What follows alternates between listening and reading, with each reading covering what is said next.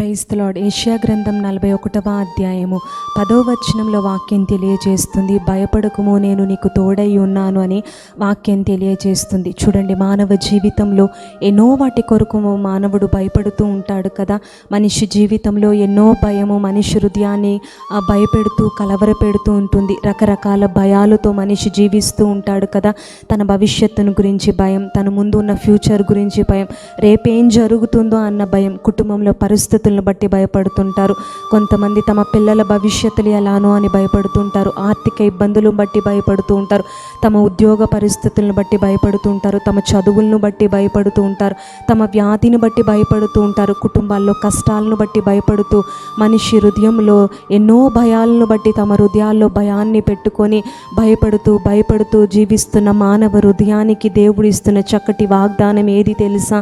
భయపడకుము నేను నీకు దేవుడనై ఉన్నాను అంటున్నాడు. దేవుడు మనతో ఉన్నప్పుడు దేని కొరకు కూడా నువ్వు భయపడవలసిన అవసరం లేదు. నిన్ను భయపెట్టించే ఎన్ని కార్యాలు నీ చుట్టూ ఉన్నప్పటికీ, ఎన్ని కార్యాలు నిన్ను అలుముకున్నప్పటికీ కూడా దేని కొరకు భయపడవద్దు, దేని కొరకు ఆందోళన చెందవద్దు, దేని కొరకు కూడా టెన్షన్ పడవలసిన అవసరం లేదు. ఎందుకు తెలుసా?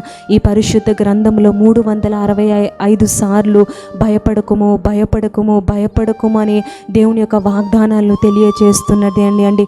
అంటే సంవత్సరానికి 365 రోజులు ఉన్నట్లు ప్రతిరోజు కూడా ప్రతి దినము కూడా దేవుడు ఒక వాగ్దానాన్ని మనకిస్తున్నాడు. భయపడవద్దు అని దేవుడే తను చెబుతున్న మాట. భయపడవద్దు అని చెబుతున్నప్పుడు దేని కొరకు నీ హృదయంలో భయపడుతున్నావు?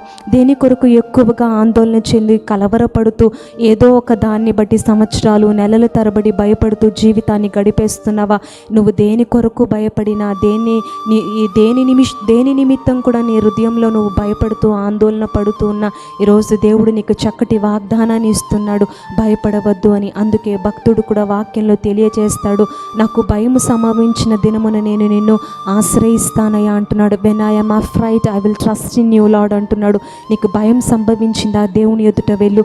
నీకు భయం సంభవించిందా? దేవుని ఎదుట మొరపెట్టు. నీకు భయం సంభవించిందా? దేవుని ఎదుట వెళ్ళి ప్రార్థించు.